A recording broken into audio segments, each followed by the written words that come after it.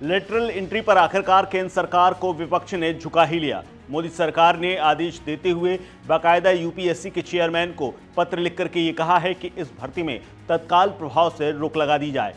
इसीलिए अब विपक्ष हमलावर है। राहुल गांधी ने इस पर निशाना साधते हुए केंद्र सरकार पर तमाम तंज कसे हैं। राहुल गांधी ने कहा है कि संविधान और आरक्षण व्यवस्था की हम हर कीमत पर रक्षा करेंगे। बीजेपी की लेटरल एंट्री जैसी साजिशों को हम हर हाल में नाकाम करके दिखाएंगे। मैं एक बार फिर कह रहा हूं, 50% आरक्षण सीमा को तोड़कर हम जातिगत गिनती के आधार पर सामाजिक न्याय सुनिश्चित करेंगे। जय हिंद। इसके अलावा पार्टी के अध्यक्ष मल्लिकार्जुन खड़गे ने भी निशाना साधा है। मल्लिकार्जुन खड़गे ने लिखा, संविधान जयते। हम दलित, आदिवासी, पिछड़े और कमजोर वर्ग के सामाजिक न्याय के लिए कांग्रेस पार्टी की लड़ाई में बीजेपी के आरक्षण छीनने के मंसूबों पर पानी फेर चुके हैं। लिटरल एंट्री पर मोदी सरकार की चिट्ठी ये दर्शाती है कि तानाशाही सत्ता के अहंकार को संविधान की ताकत से ही हरा सकती है। श्री राहुल, कांग्रेस और इंडिया गठबंधन की पार्टियों की मुहिम ये सरकार एक कदम पीछे हटने पर मजबूर हुई है, पर जब तक बीजेपी आरएसएस सत्ता में है वो आरक्षण छीनने के नए नए हथकंडे अपनाती रहेगी। हम सबको सावधान रहना होगा।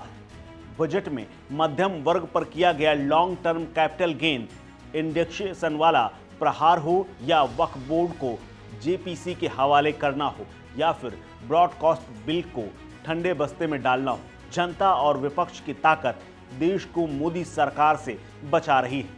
इसके अलावा समाजवादी पार्टी के अध्यक्ष अखिलेश यादव ने भी पलटवार किया है। अखिलेश यादव ने लिखा, यूपीएससी में लेटरल एंट्री के पिछले दरवाजे पर आरक्षण को नकारते हुए नियुक्तियों की साजिश आखिरकार पीडीए की एकता के आगे झुक गई। सरकार को अब अपना यह फैसला भी वापस लेना पड़ा है। बीजेपी के षड्यंत्र अब कामयाब नहीं हो पा रहे हैं। ये पीडीए में आए जागरण और चेतना की ही बहुत बड़ी जीत है। इन परिस्थितियों में समाजवादी पार्टी लेटरल भर्ती के खिलाफ 2 अक्टूबर से होने वाले आंदोलन के आह्वान को स्थगित करती है। साथ ये संकल्प लेती है कि भविष्य में भी ऐसी किसी चाल को कामयाब होने नहीं देगी। वह पुरजोर तरीके से इसका निर्णायक विरोध करेगी। जिस तरह से जनता ने हमारे 2 अक्टूबर के आंदोलन के लिए जोड़ना शुरू कर दिया था, ये उस एकजुटता की भी जीत है।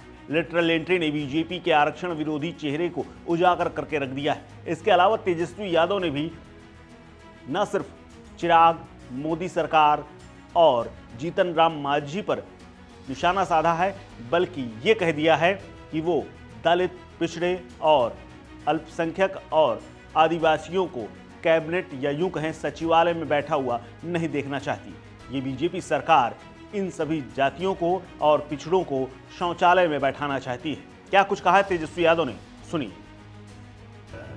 और जानकारी हम लोगों ने दिया, ये लेटरल एंट्री के बहाने ये लोग आरक्षण को समाप्त करना चाहते हैं और संविधान के खिलाफ ये लोग काम कर रहे हैं।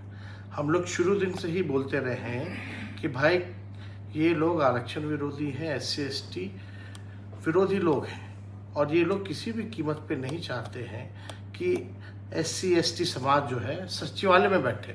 ये लोग चाहते हैं कि शौचालय में बैठे भाजपा के लोग, नरेंद्र मोदी जी, इनकी सरकार, नीतीश कुमार जी हो, चिराग पासवान हो, जीतन राम मांझी हो, ये लोग सब लोग जो है टुकुर टुकुर देख रहे हैं।